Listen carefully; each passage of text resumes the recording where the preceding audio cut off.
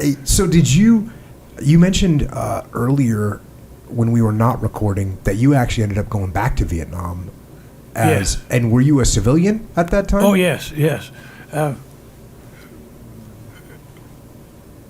My wife and I like to travel, so we've traveled most of the places in the world by now, and she wanted to go back and see where I'd been in Vietnam, and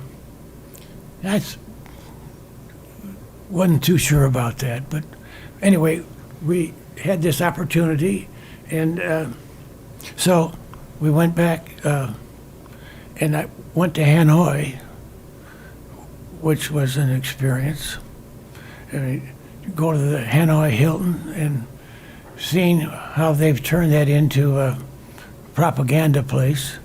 And I still remember seeing this picture on the wall of Senator McCain and a couple other guys, I can't remember the names. Another one was a high school classmate of mine, Bud Day by name, who was an Air Force retired colonel, got the Medal of Honor. But anyway, and they were showing them in these white pants and white overshirt, as if they were on a barbecue. You know, you know, everything you've heard about this place was just, and they showed you some of the cages that they had people in.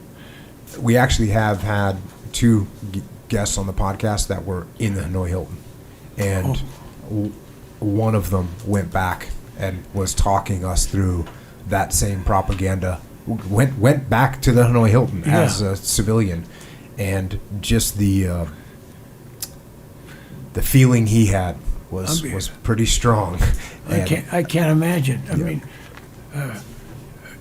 but you know, when I was there, I was just seeing it from the propaganda and what they were, because it's a big tourist attraction apparently for the Vietnamese, and so we obviously saw it and knew what it was and for what it was, and I hear all kinds of stories about the people that were there, you know, but and then we went from there to Da Nang and then down to Saigon, and I'd hired a car and a guide to take us back up to my old operational area, and drove through the Michelin rubber plantation, which was sort of a fun experience to see. Now it's no longer Michelin; it's a state-owned. They took it over, obviously, from the French, but it looks exactly the same. I mean, trees are lined up, rubber trees, just rubber trees, and the people are out there working the trees. And I don't know if you know this, this is an aside. You cannot burn a living rubber tree; it won't burn. And I've tried hard. I mean, I have two flamethrowers in my unit, and we tried hard to burn those trees down on the sides of the road. Doesn't work. And so anyway, but we went back up to the old operational area in the same place. I was pretty close to where I got wounded. When I was in Vietnam, I was in my helicopter flying over this river, and I was pretty close to where that happened. I could do that because I had the map coordinates of where I'd been wounded before. Otherwise, I'd guarantee I'd never be able to recognize the place. But my old base camp, which was because I had helicopters and so forth, I had an airfield, is now being turned into a strip mall. So we watched all that happening, and, but it was seeing Saigon again was it's an amazing experience to see what they've done. You see all these tall buildings now, but the one officers club that was on the roof of one of the hotels is still there, exactly the same. And my wife and I went up and had lunch there. And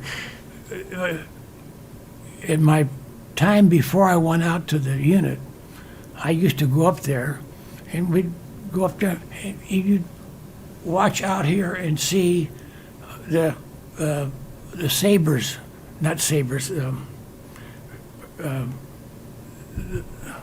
What do you call the rounds that are Tracers. Tracers, thank you. See all the tracers from being fired up or back down, and it was sort of a unique experience because you really weren't fighting a war. I mean, in Saigon, it was so different from there when you went out into the field. But it was fun to go back and see what they've done. And I was impressed with how much the South Vietnamese have really been serious about getting real business and going, and a lot of things happening business-wise. Up north, it's still agrarian. It was still agrarian at the time, very agrarian.